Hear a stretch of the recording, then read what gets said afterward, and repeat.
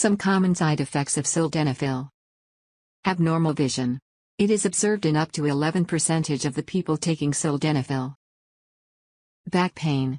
Observed in up to 4% of the people. Dizziness.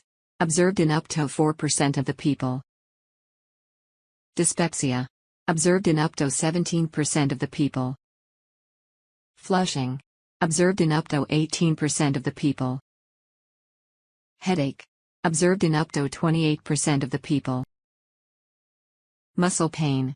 Observed in up to 4% of the people. Nasal congestion.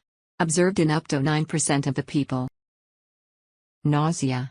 Observed in up to 3% of the people. Rash. Observed in up to 3% of the people. Hearing loss. Observed in up to 2% of the people. Hypotension. Observed in up to 2% of the people. Priapism. Observed in up to 2% of the people. Priapism is a painful erection that lasts for more than 6 hours. Thanks for watching. Subscribe for more videos.